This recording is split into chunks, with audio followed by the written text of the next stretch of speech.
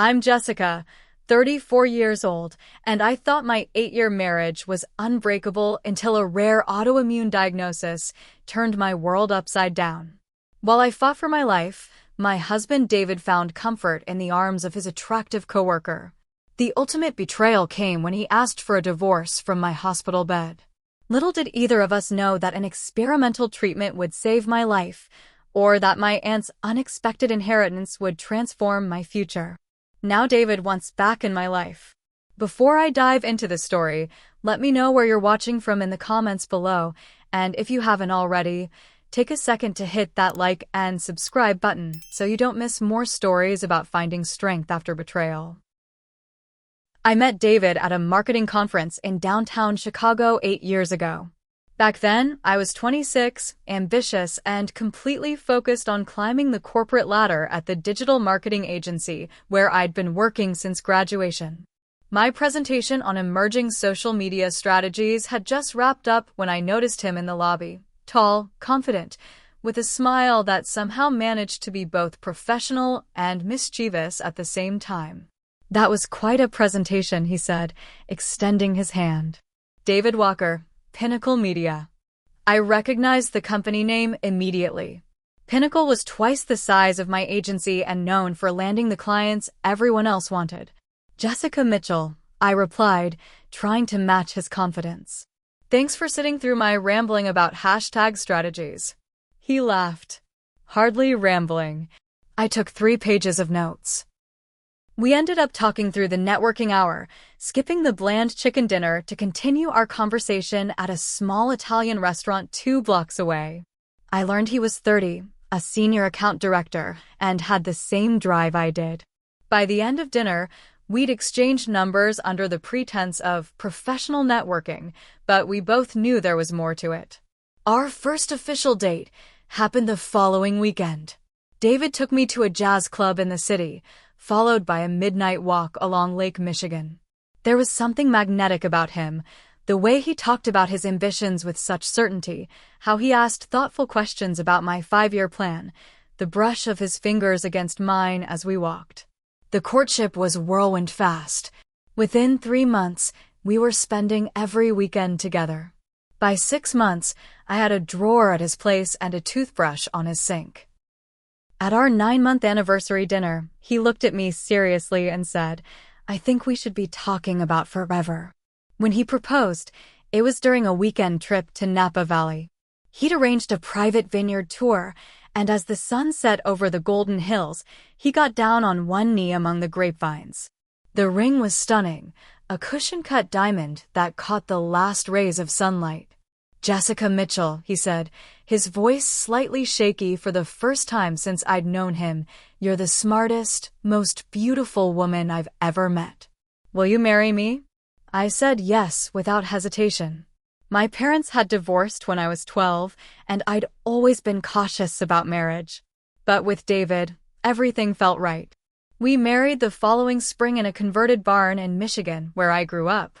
150 guests, fairy lights strung across wooden beams, and my father walking me down the aisle to where David waited, looking at me like I was the only person in the room. During our vows, David promised to stand by me in sickness and in health, words that would come back to haunt us both. After a honeymoon in Greece, we settled into married life with the same efficiency we approached our careers. We bought a sleek downtown condo with floor-to-ceiling windows overlooking the city. I was promoted to director level at my agency. David landed a major automotive client that earned him recognition across the industry. From the outside, we were the perfect power couple. Our routine became comfortable. Weekday mornings started with coffee together before work. Friday nights were reserved for trying new restaurants. Saturdays often meant entertaining friends or attending industry events. Sundays were our day, brunch, the farmer's market, cooking dinner together while sharing our goals for the upcoming week. We traveled extensively, ski trips to Colorado, a cultural exploration of Japan, beaches in Mexico. We documented everything on social media, creating an enviable feed of smiling photos and picturesque locations. Our friends jokingly called us the walkers with a tone that suggested we were the benchmark for relationship success. After 3 years of marriage, we started discussing children. We agreed to wait 1 more year, then start trying. David wanted to reach vice president first. I wanted to launch my department's international division. We were building our perfect life, brick by brick. Looking back, I can see the warning signs I missed. How David became distant when I caught a bad flu in our 2nd year of marriage, leaving me to fend for myself while he stayed at the office to avoid getting sick before the big presentation. How he subtly criticized my appearance if I gained a few pounds or skipped makeup for weekend errands. How our social media portrayal of perfect happiness became more important than the reality we lived. But I was committed. Marriage meant working through the hard times, and I was determined to make ours succeed. When doubts crept in, I pushed them away. When friends in rocky relationships got divorced, I silently promised myself we'd never end up like them. On our 5th anniversary, David took me to Paris. We had dinner at a rooftop restaurant overlooking the Eiffel Tower, and he presented me with a diamond bracelet that matched my engagement ring. To the next 5 years, he toasted, and the 5 after that, and forever after. I believed him completely. 1 month later, I noticed the first symptoms of what would change everything. It started with fatigue. Not the normal exhaustion after a long work week, but a bone-deep weariness that sleep couldn't fix. I attributed it to stress at first. We were pitching 3 new clients, and I was pulling 12-hour days. When I started losing weight without trying, I actually felt pleased. Who doesn't want to drop a few pounds effortlessly? But then came the pain. Initially just in my joints, making my morning run uncomfortable. Within weeks, it spread to my muscles, a constant aching that made even typing at my computer an exercise in endurance. Still, I pushed through. In our household, weakness wasn't an option. "You should see a doctor," David finally said after I winced trying to open a jar of pasta sauce. "You look terrible." Not exactly sympathetic, but he was right. I made an appointment for the following week. My primary care physician ran blood tests, frowned at the results, and referred me to a specialist. "Your inflammatory markers are concerning," she said carefully. "And your white blood cell count is abnormal. Let's get you to a rheumatologist." The specialist ordered more tests, imaging, specific antibody panels, tissue samples. Each appointment made me more anxious, especially when the doctor's expression grew increasingly grave with each result. I'll never forget the day of my diagnosis. David had reluctantly taken the morning off work to come with me. We sat in sterile chairs across from Dr. Patel, a petite woman with kind eyes behind stylish glasses. She had a folder open in front of her, full of my test results. "Jessica, I'm afraid the news isn't what we hoped for," she began. "You have a rare autoimmune condition called mixed connective tissue disease with complications. Your body is essentially attacking itself, causing inflammation throughout your systems." I felt David stiffen beside me. "What does that mean exactly?" he asked, his voice tighter than usual. "Dr. Patel explained in careful detail. My immune system was attacking my skin, joints, muscles, and potentially my internal organs. Without aggressive treatment, I faced organ failure, disability, possibly worse. "What's the treatment?" I asked, trying to sound practical while my world collapsed. "We'll start with high-dose corticosteroids and immunosuppressants," she said. "You'll need weekly infusions at the hospital. The side effects can be significant: more weight loss, hair thinning, increased susceptibility to infections. We'll monitor you closely and adjust as needed." David asked about prognosis, work limitations, and financial implications while I sat in stunned silence. The phrase "chronic condition" echoed in my head. This wasn't a temporary setback. This was my new reality. In the car afterward, David reached across the console and squeezed my hand. "We'll get through this," he said firmly. "I'll help you research the best treatments. Maybe we should get a second opinion." His practical approach was comforting then. He wasn't emotional, but he was present. He made calls to our insurance company, research specialists, and drove me to my first treatment session. The medication hit me hard. Within weeks, my face became bloated from steroids while the rest of my body continued losing weight. My hair started falling out in clumps. The constant nausea made eating difficult. Some mornings, the joint pain was so severe David had to help me dress. I took a medical leave from work, initially thinking it would be temporary. My boss was understanding but concerned about client relationships. Colleagues sent flowers and promised to keep my projects moving. I tried working remotely when possible, but brain fog from medications made concentrating nearly impossible. David initially stepped up. He learned to administer my at-home injections, prepared simple meals I could stomach, and handled household responsibilities. But as weeks turned into months, with little improvement, I noticed changes in his behavior. He started coming home later, citing work demands. When home, he spent more time in his home office than with me. He began missing my doctor appointments, always with a reasonable excuse about important client meetings. The intimacy between us dwindled, then disappeared entirely, partly from my physical limitations, partly from his growing distance. The financial strain became another source of tension. Even with good insurance, the out-of-pocket costs were substantial. Experimental treatments not covered by insurance. Complementary therapies recommended for pain management. Medical equipment to help with mobility as my condition worsened. All while my income was reduced to disability payments.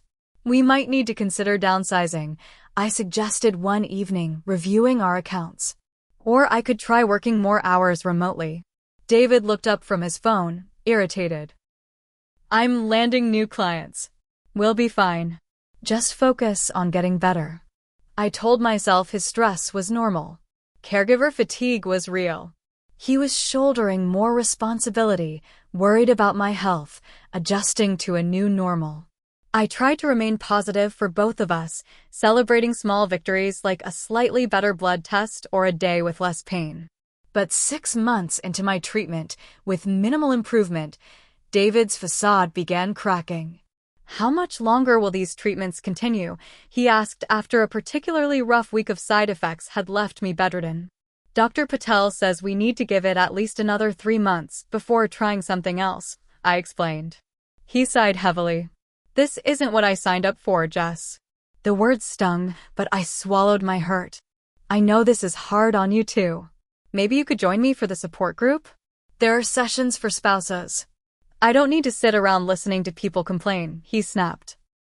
One sick person in the house is enough. As my physical condition deteriorated, so did our marriage. David stopped sleeping in our bedroom, claiming my night sweats and tossing and turning kept him awake. Our conversations became functional, revolving around medications and appointments. The man who once looked at me with desire now glanced away when my robe slipped open, revealing my changing body. I felt increasingly guilty for being a burden. I apologized constantly, for needing help, for the medical bills, for not being the woman he married. I became smaller in our relationship as my illness grew larger, taking up all the space between us. What I didn't know then was that David had already found a replacement for the wife who had disappointed him by getting sick. I was fighting for my life while he was starting a new one behind my back. The discovery happened on a Tuesday afternoon.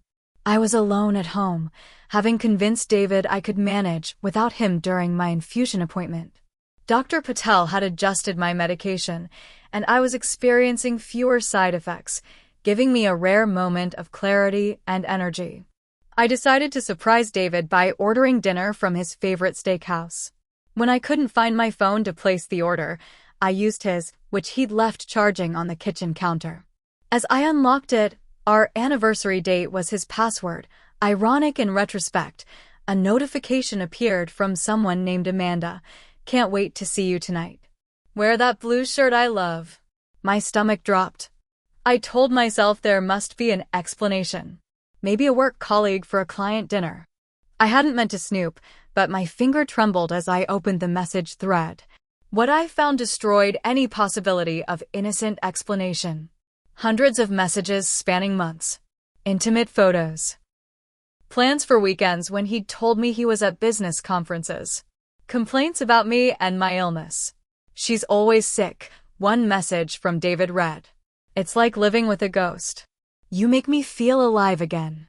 Amanda responded, you deserve better than playing nurse. When are you going to tell her about us?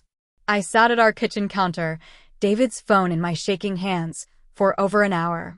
Reading, processing, trying to breathe through the pain that made my physical symptoms seem trivial in comparison. When David came home that evening, I was waiting in the living room, his phone and a packed suitcase next to me. What's this? He asked, gesturing to the suitcase. Yours, I said, my voice surprisingly steady. I think Amanda might have room for it at her place.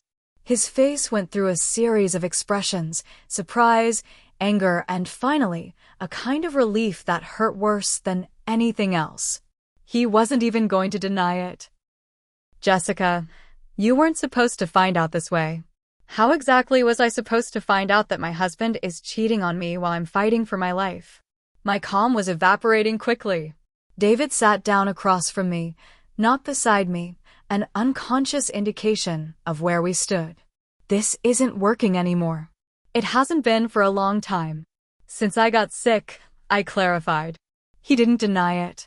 You're not the woman I married, Jess. Everything is about your illness now. The medications, the appointments, the limitations. I can't handle seeing you like this. Each word was a knife. For better or for worse, I reminded him. In sickness and in health, those were your vows. People say things at weddings, he replied dismissively. Nobody expects this. Who is she? I asked, even though I already knew from my investigation. Amanda Harris, the new marketing director at Pinnacle. He actually looked proud admitting it. How long? For months, he admitted, then had the audacity to add, I tried to make it work with us, Jess. I really did. For months. While I was getting weekly infusions that made me violently ill. While I was losing my hair and my identity. While I was fighting to stay alive, my husband was falling in love with someone else. I want a divorce, he said finally. Amanda and we connect on a different level. She understands my ambitions. She's not sick, I translated. He didn't deny it. She's where you were when we met. Energetic. Passionate about her career. Fun to be around. I couldn't bear to hear more. Get out, I whispered. Just get out. To my surprise, he did, taking the suitcase I'd packed. Later, I learned he moved directly into Amanda's downtown apartment. The apartment she could afford because she didn't have crushing medical debt. The next week was a blur of pain, emotional and physical. My condition worsened from the stress. I ended up hospitalized with complications from my medication. David didn't visit, sending a generic flower arrangement instead. While in the hospital, I received divorce papers. He wanted to divide our assets equally, which sounded fair until you realized he'd contributed the down payment for our condo from his family money, making his equal portion significantly larger.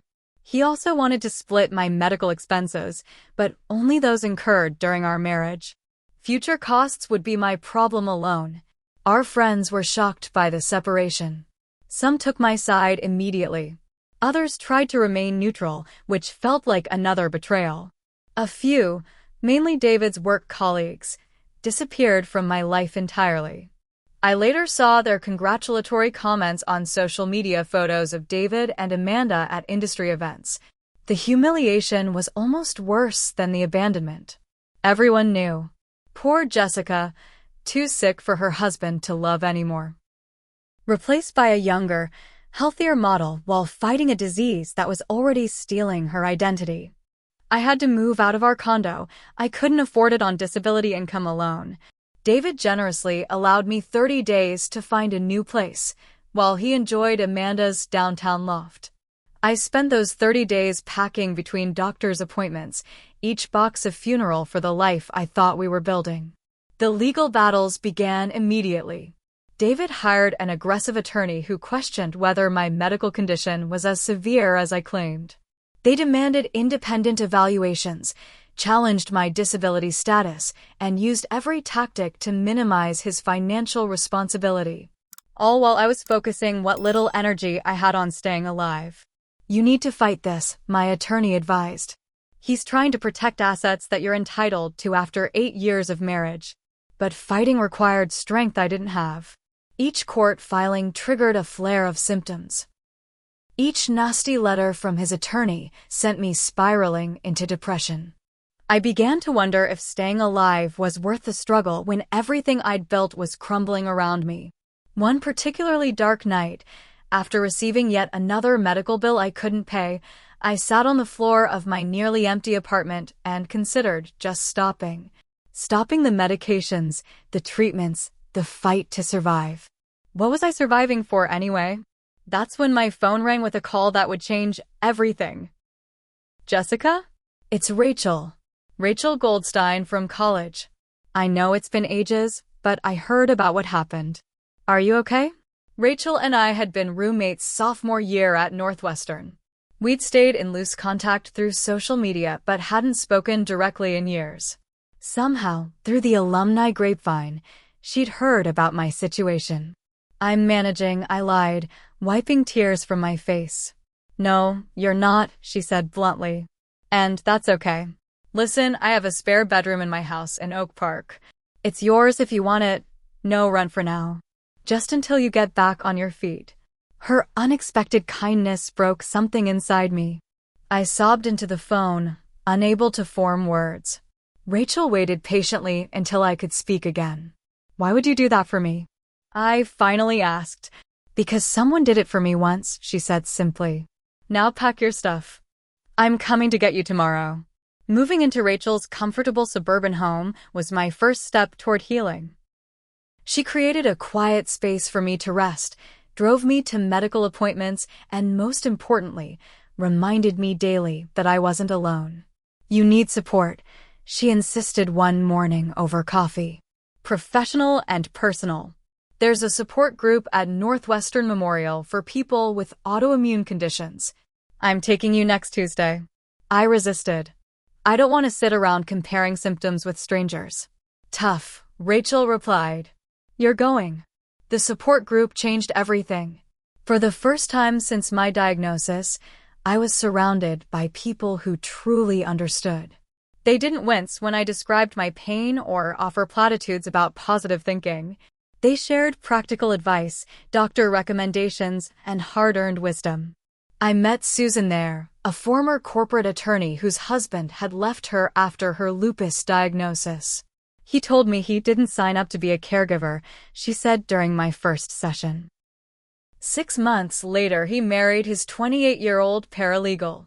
"How did you survive that?" I asked afterward. "One day at a time," she answered. And by realizing his leaving said everything about him and nothing about me. Through Susan, I found Dr. Rivera, a rheumatologist pioneering new treatments for autoimmune diseases. During our first consultation, she reviewed my medical history with a thoroughness I hadn't experienced before. "I think you might be a candidate for a clinical trial we're starting," she said cautiously.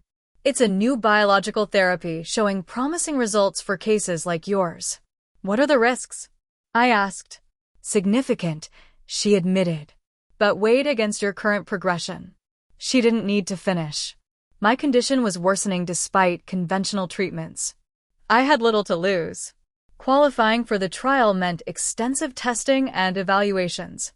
During this process, I received another call. This time from a paralegal working with my divorce attorney. "Mrs. Walker, we've discovered some concerning financial activity in your husband's accounts.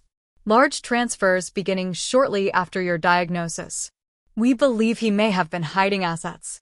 Rachel, who had a background in finance, helped me investigate. We discovered David had been systematically moving money into private accounts for over a year, money that legally should have been considered marital property. "This changes everything," my attorney explained. "If we can prove he deliberately concealed assets, especially tied to the timing of your illness, the court will not look favorably on him." For the first time, I felt a spark of fight return. David had betrayed me, abandoned me, and now was trying to cheat me financially. Something hardened inside me, a determination that surprised even myself. Go after everything, I instructed my attorney. Every penny he tried to hide. The dual battles, legal and medical, consumed my days. The experimental treatment was brutal initially. 3 days of infusions that left me vomiting and feverish. But by the second month, something miraculous happened. My inflammatory markers began decreasing. The constant pain diminished slightly. I had more good days than bad. Therapy became another lifeline. Dr. Martinez, a psychologist specializing in chronic illness, helped me process both my health challenges and David's betrayal. You're mourning multiple losses, she explained. Your health, your marriage, your identity, your financial security. It's normal to feel overwhelmed. I keep wondering what I did wrong, I admitted during one session. If I'd been stronger somehow, maybe he wouldn't have left. David didn't leave because you got sick, she said firmly. He left because he lacked the character to honor his commitments when they became difficult. That's about his deficiencies, not yours. Slowly, I began rebuilding. Rachel helped me apply for additional disability benefits. Susan connected me with an advocacy group that helped negotiate my medical bills. My parents, whom I'd initially kept in the dark about the severity of my situation, came for an extended visit, bringing home-cooked meals and much-needed parental comfort. 6 months after moving in with Rachel, I experienced my first real victory. I walked a full mile without stopping. My hair started growing back as we adjusted my medications. I gained healthy weight. And most significantly, I had moments where I forgot about my illness entirely, brief windows where I felt like myself again. The legal battle intensified as David realized his financial deception had been discovered. His attorney proposed increasingly generous settlements, trying to avoid court exposure. Finally, after my attorney threatened to depose Amanda about when their relationship truly began, David agreed to terms that included a substantial portion of the assets he'd tried to hide, ongoing medical expense contributions, and my full release from our joint debts. The day my divorce was finalized, Rachel threw a small freedom party with cupcakes and sparkling cider. Alcohol still didn't mix well with my medications. Susan brought me a bracelet engraved with "Nevertheless," she persisted. I have something to tell you, I announced to my small circle of supporters. Dr. Rivera says I'm in partial remission. The trial is working. Their cheers meant more than any corporate success I'd ever achieved. That night, I slept peacefully for the first time in over a year. I was divorced, chronically ill, and financially recovering, but I was alive, surrounded by genuine love and slowly healing. The following week, I began looking for my own apartment, determined to stand on my own again. Little did I know that life was about to throw me another unexpected twist, this one much more welcome than the last. 3 weeks after my divorce finalized, I received a call from a law firm in Boston I didn't recognize. Ms. Mitchell? This is Harold Greenspan. I'm the executor of your Aunt Catherine's estate. Aunt Catherine was my mother's older sister, a somewhat eccentric woman who'd traveled extensively and settled in Massachusetts. We'd never been particularly close, exchanging birthday cards and occasional holiday visits when I was younger. I'm sorry, I didn't know she had passed, I said, genuinely saddened despite our distance. Yes, peacefully in her sleep last month. I'm calling because you're named as her primary beneficiary. I nearly dropped the phone. There must be some mistake. We barely knew each other. No mistake, Mr. Greenspan assured me. Catherine never married or had children. She followed your career through your mother and was quite proud of your accomplishments. According to the notes she left with her will, she always intended for you to inherit. The inheritance was substantial. A historic brownstone in Boston's Back Bay neighborhood, a diverse investment portfolio that had been carefully managed for decades, several valuable art pieces and antiques, and a surprisingly large cash reserve in multiple accounts. The total estate value is approximately $4.2 million, Mr. Greenspan concluded. I sat in stunned silence, unable to process this information. After months of counting pennies and negotiating payment plans, the concept of financial security seemed foreign. Ms. Mitchell? Are you still there? Yes, I managed. I'm just surprised. Understandable. Take some time to think about what you'd like to do with the properties and investments. There's no rush to make decisions. That evening, I shared the news with Rachel over dinner. She hugged me tightly, genuinely happy for my unexpected windfall. See? The universe balances things eventually. The timing coincided with another positive development. The clinical trial had progressed to its second phase, and my results continued improving. Dr. Rivera was cautiously optimistic. Your body is responding exceptionally well to the treatment, she explained during my checkup. I'd hesitate to use the word recovery with an autoimmune condition, but we're seeing significant remission of symptoms. What does that mean long-term? I asked, afraid to hope too much.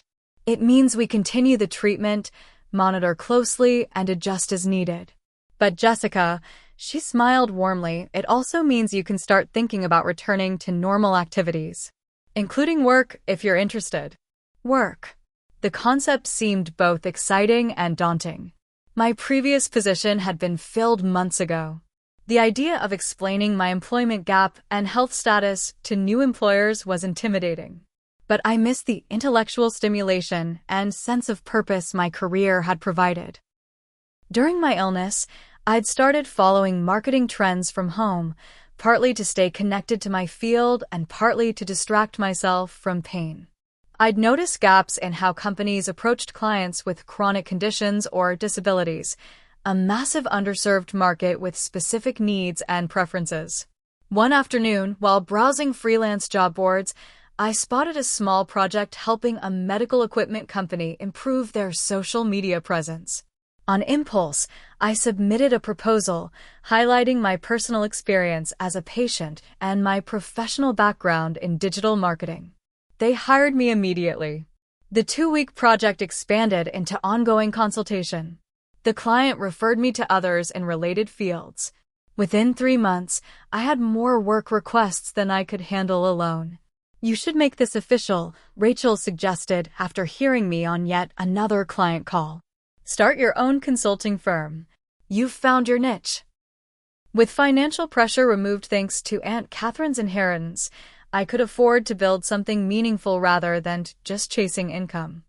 I registered Inclusive Insight Marketing, specializing in helping healthcare companies communicate effectively with chronically ill and disabled consumers. As my health continued improving, I made another significant decision, relocating to Boston to live in Aunt Catherine's brownstone. The property needed updates, but was architecturally stunning and located in a vibrant neighborhood near some of the country's best medical facilities. You're moving across the country? Rachel asked when I shared my plans. What about your treatments?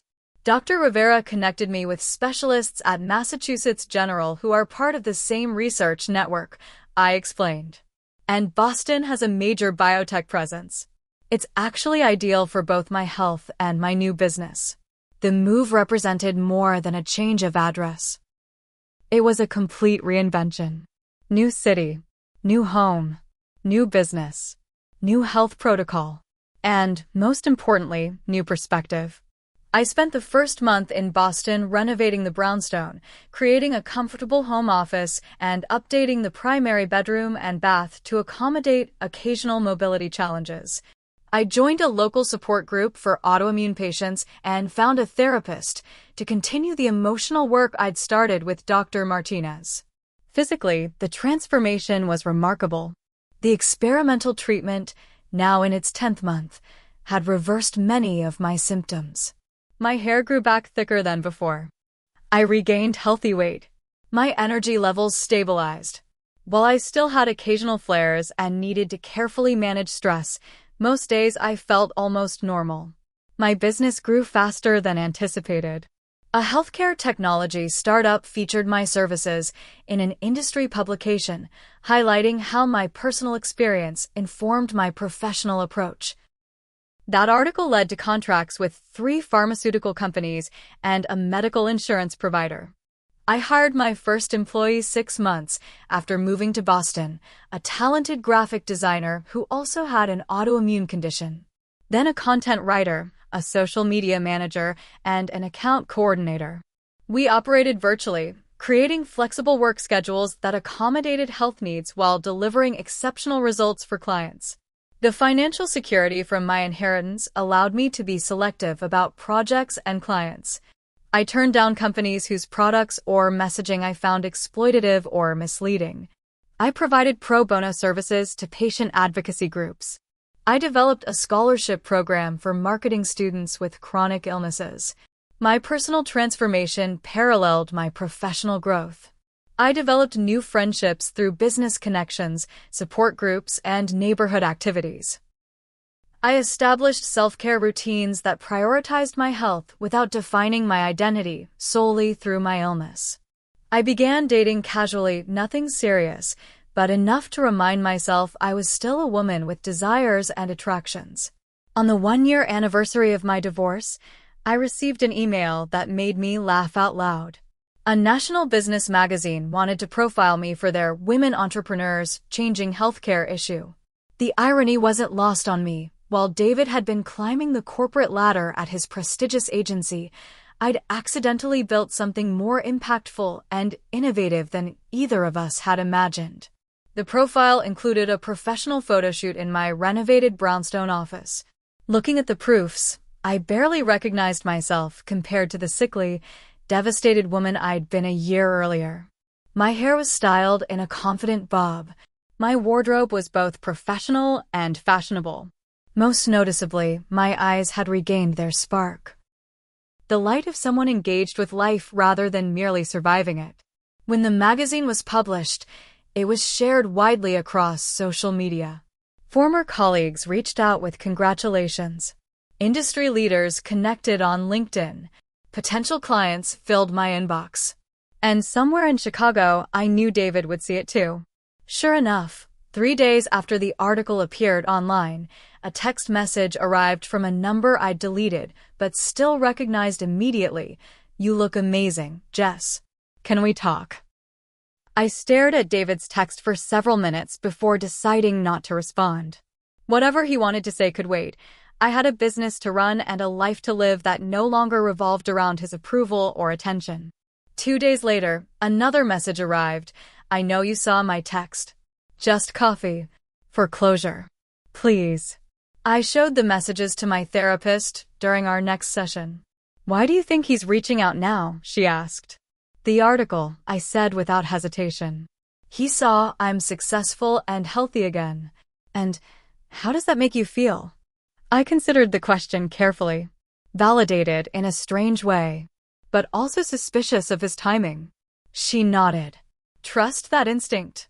People often reappear when they see you thriving without them." A week passed before David tried again, this time with a phone call I let go to voicemail. "Jess, it's me. Look, I'm going to be in Boston next week for a conference. Just one coffee. The Four Seasons lobby at 2 next Thursday. I'll wait an hour. If you don't show, I'll respect your decision and stop contacting you." Against my better judgment and the advice of virtually everyone in my support system, I went. Curiosity, closure, or perhaps some lingering need to show him exactly what he'd thrown away. Whatever the reason, I found myself walking into the elegant hotel lobby at exactly 2:15. David stood when he saw me, his expression a mixture of relief and appreciative assessment. He looked the same, yet somehow diminished from the man who had once been the center of my world.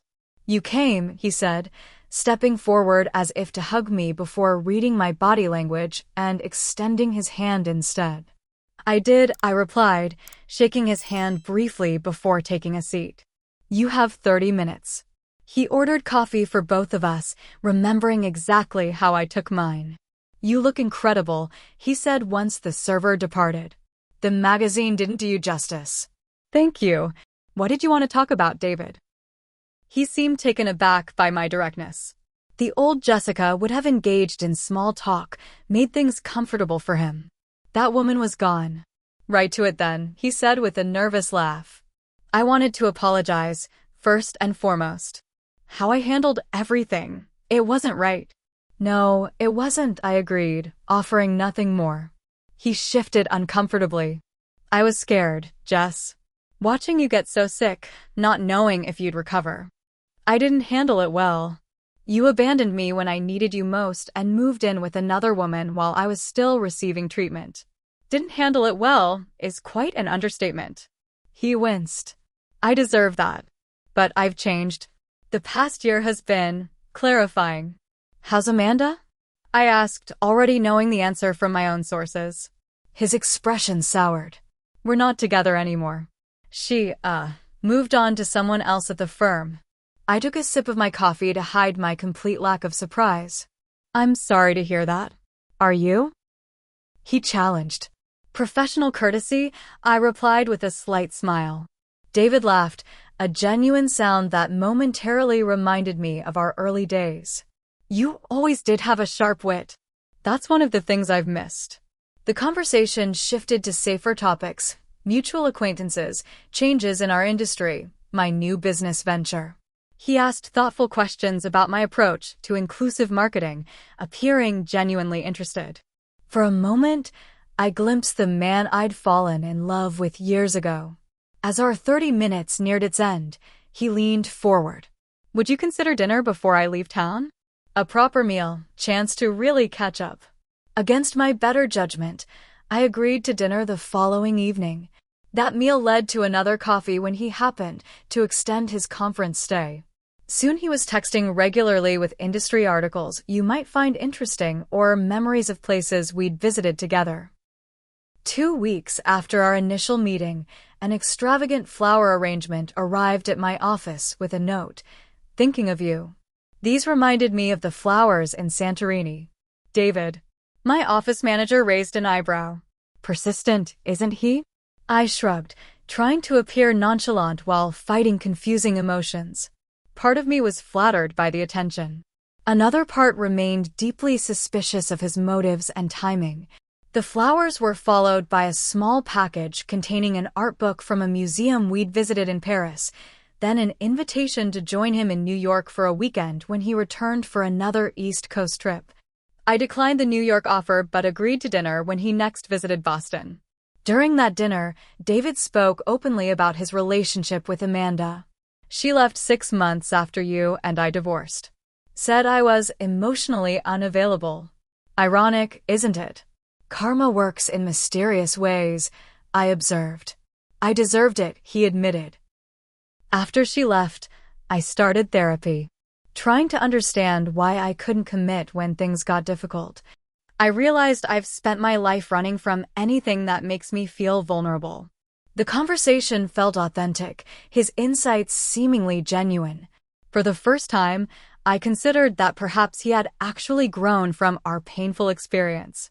As we parted that evening, he hugged me goodbye, holding on a moment longer than necessary.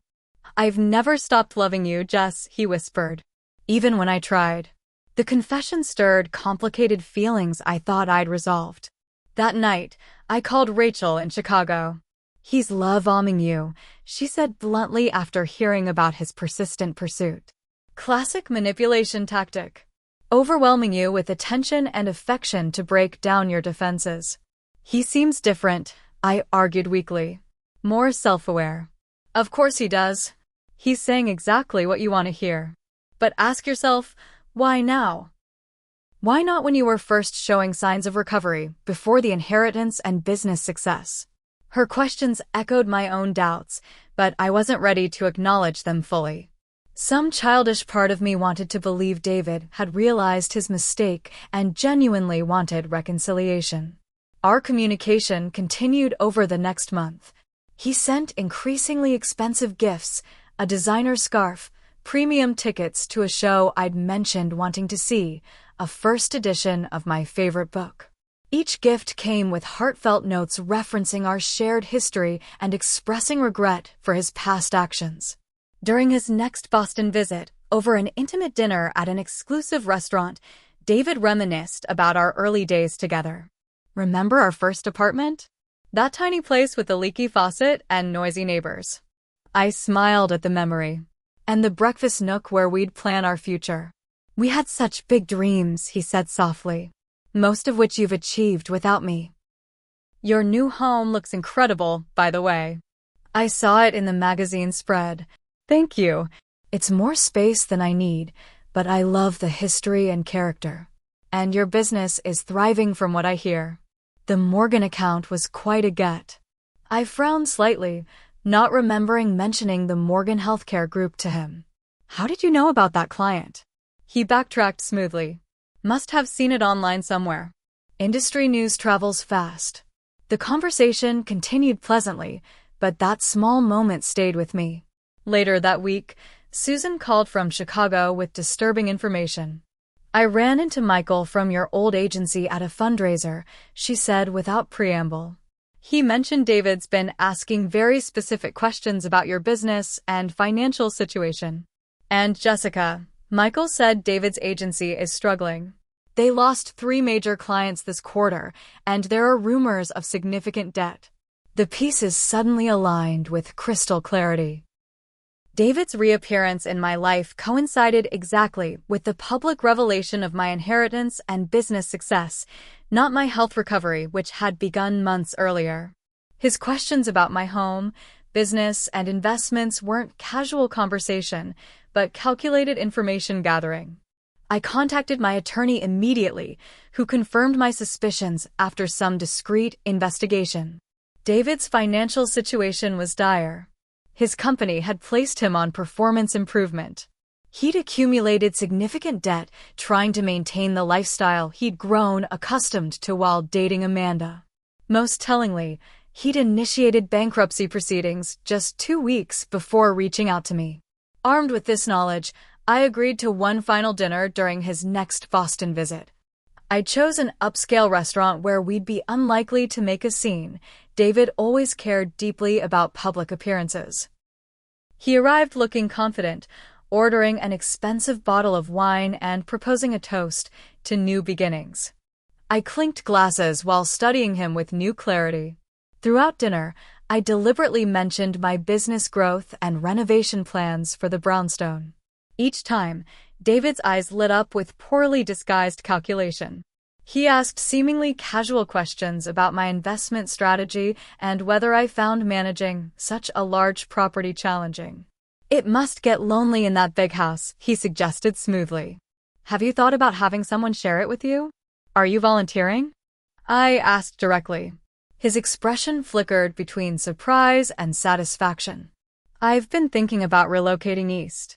Boston's market is strong and clearly. He reached for my hand. There are personal incentives. How convenient that your interest in reconciliation coincides with your bankruptcy filing, I said quietly. David's face drained of color. How did you dash? Did you really think I wouldn't investigate why my ex-husband suddenly wanted me back right after I came into money? It's not like that, he protested, but his eyes darted away, confirming everything. Isn't it? You left me when I got sick because I couldn't provide the lifestyle and image you wanted. Now you're back because I can provide those things again, plus financial salvation from your bad decisions. I made mistakes, he admitted, shifting tactics. But my feelings for you are real. We have history, Jessica. No one understands you like I do. You understand that I'm financially secure now, I corrected him. That's all. The conversation deteriorated from there. As David realized his scheme was exposed, his charming facade crumbled, revealing the same self-centered man who had abandoned me at my lowest point. You've become cold, he accused, his tone bitter. Success has changed you. I smiled genuinely for the first time that evening. No, David. Surviving you changed me. I left the restaurant that night feeling lighter than I had in months. The lingering question of what if with David was finally answered, allowing me to close that chapter definitively. Any remaining emotional attachment dissolved when faced with the reality of his true character. The following morning, I blocked his number and instructed my office staff that he wasn't to be connected to me under any circumstances. My attorney sent a formal cease and desist letter when David attempted to contact me through mutual acquaintances. His final communication was a rambling email alternating between apologies and accusations that I never responded to. With that resolution came a profound sense of completion. The journey from devastated, ill, abandoned wife to healthy, successful, independent woman was fully realized. I had not only survived but thrived in ways I couldn't have imagined during those dark days in the hospital.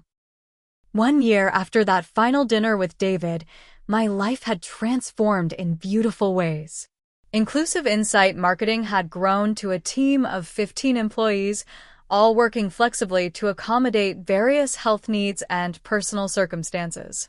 We specialized in helping healthcare companies communicate authentically with patients, becoming known for campaigns that respected the full humanity of people with chronic conditions rather than defining them by their diagnoses. My health remained stable with ongoing treatment. I experienced occasional flares that required rest and adjustment, but managed my condition successfully through medical care, stress management, and lifestyle choices. Dr. Rivera's experimental treatment had been approved for wider use, helping thousands of patients with similar conditions. The brownstone became both my home and company headquarters, with the garden level renovated into a beautiful office space. I maintained a strict boundary between work and personal areas, ensuring I could fully disconnect at the end of each day.